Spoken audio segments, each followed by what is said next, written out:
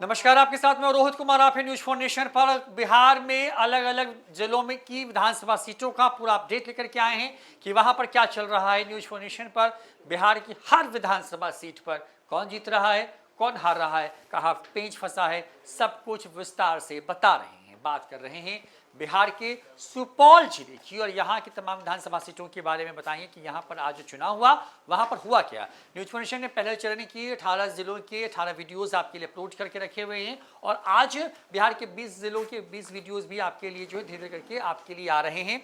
शाम 5 बजे तक के चुनावी आंकड़े हैं। ये निर्मली विधानसभा सीट की बात कर रहे हैं। यहाँ पे अनिरुद्ध यादव जेडीयू के हैं और वैद्यनाथ महतो आरजेडी के चुनाव लड़ रहे हैं।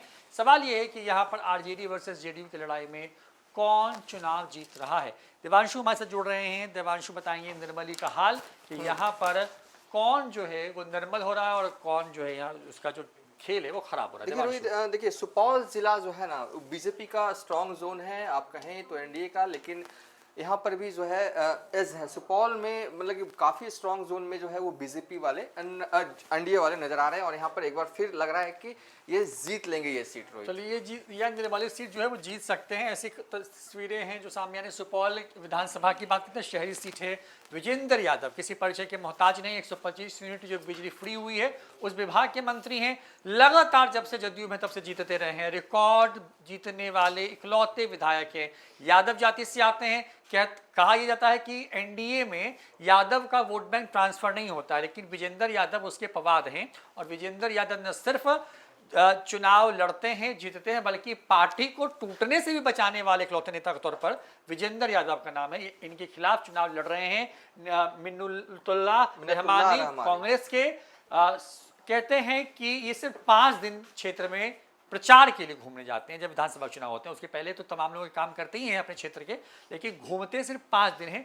5 दिन में वोट मांगते हैं और हर बार जीत के आते हैं। देवांशु हमारे साथ हैं। देखिए, जब बिहार में महागठबंधन की सरकार 2020 के बाद जब बनी थी ना, तो एक बार जो है वो मिन्नतुल्लाह रहमानी की जो मुलाकात है नीतीश कुमार से होती है और इन्होंने अपना इंट्रोडक्शन दिया था कि साल 2020 में सुपौल विधानसभा सीट से जो है हम कांग्रेस के टिकट पर चुनाव लड़े थे।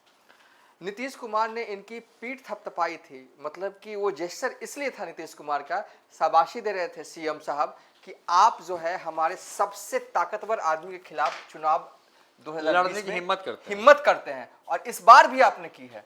इस बार भी ये चुनाव जो है वो लड़ रहे हैं। कहना कुछ नहीं है, इनके 12 लोग हैं जो चुनाव जिता देते हैं, इनको निकलने की जरूरत नहीं। हालांकि साल 2020 में विजेंद्र यादव ने कहा था कि वो इनका आखिरी चुनाव होगा, लेकिन नहीं हुआ और कोई इटबट नहीं है। जीतेंगे तो जीतेंगे, इन्हीं के बलबूते सुपौल में। चलिए, सुपौल में इन्हीं की बलबूते जो है बस लड़ते हैं सुपौल से, लेकिन पूरे जिले में प्रभाव है इनका।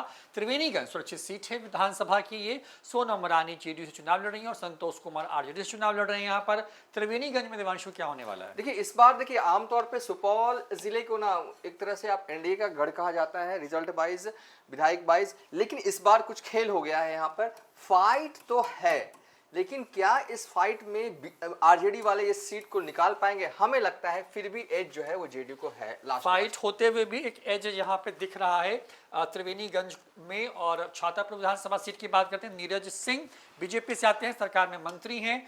सुशांत सिंह राजपूत के भाई लगते हैं।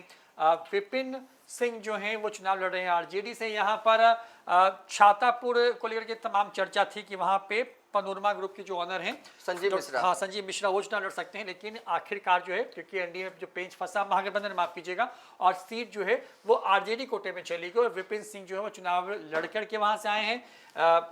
जो अगर चुनाव डॉक्टर संजीव मिश्रा लड़ते तो ब्राह्मण जाति से आते हैं। छातापुर आप कह सकते हैं ऑलमोस्ट एक बॉर्डर वाला ऐसा समीकरण है रोहित छातापुर विधानसभा सीट का। देखिए, संजीव मिश्रा लड़ते तो कुछ और होता है यहाँ पर, कुछ और अभी हम कह रहे होते हैं रिजल्ट में कौन जीतेगा कौन हारेगा। चूंकि संजीव मिश्रा नहीं, देखिए संजीव इस विधानसभा में अगर महागठबंधन को ये सीट जीतना है तो बस 5,000 ब्राह्मण का वोट चाहिए था, जो कि संजीव मिश्रा खुद ब्राह्मण समाज से, खैर जो उस उम्मीदवार नहीं तो ज्यादा चर्चा करेंगे नहीं। इस बार भी नीरज कुमार सिंह को ही एज है। नीरज कुमार सिंह को इस सीट पर भी एज है और यहाँ से बढ़ते हैं आगे और ये है पिपरा विधानसभा सीट।